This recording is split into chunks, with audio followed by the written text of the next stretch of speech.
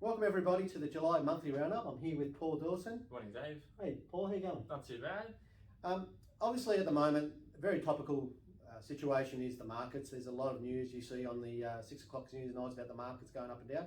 Paul, what's your take on the markets at the moment? So the biggest thing that's happening in the markets at the moment, or happening in the economy broadly, is increases in what's called inflation. Now inflation is basically a technical term for the cost of living going up. And you're probably seeing this yourself in things like the cost of petrol, your utilities like energy bills and things like that, as well as even just groceries and the price of lettuce. Absolutely.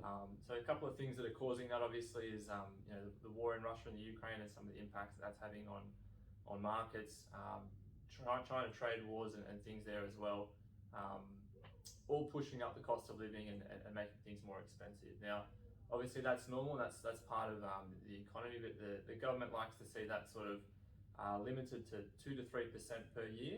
At the moment we're running a little bit hot, probably closer to 7% per year, which is, like I said, running a bit too fast. Yeah. So when the government sees that happening, they tend to use interest rates as a bit of a handbrake and start to pull interest rates up to slow things down to get that cost of living to come back down to a more sustainable level. So that's what we're seeing in the short term. Dave, how do you reckon that's sort of impacting clients and what do they sort of need to know? Yeah, so exactly right. So the government's best leverage they have to try and slow inflation is by increasing interest rates. Now, we know about that impacting on household mortgages and all the rest, but it also impacts on a lot of the businesses that we have our clients' portfolios invested in. So inevitably, when we're investing in the share market, those companies have also borrowed to make money. And if their interest rate costs are going up, then their profits are going to go down. And naturally what happens from there is that the share market would automatically evaluate that and assess that and work out how that's going to affect the profits and therefore impact on the share price. So it's a short-term impact.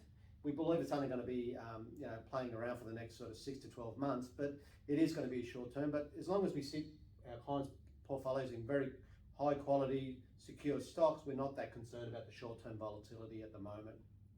So, Paul, what do you think is going to be the best thing to do from here? Where would you recommend we do? So I think you're right. I think it is, it's part of the normal volatility of markets that they go up sometimes, but sometimes they go down as well.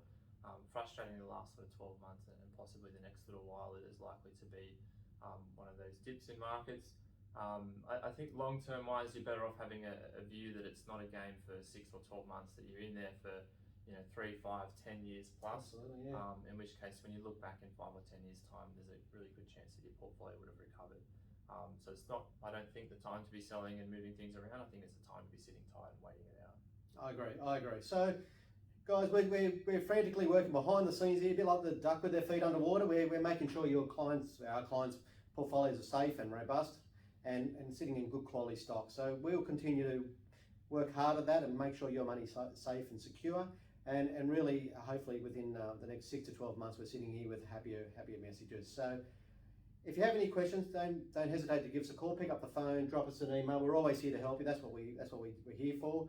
But other than that, we'll be in contact if we need to make any changes. Beautiful. Thank you, Dave. Thanks, Paul. See you later, guys. See ya.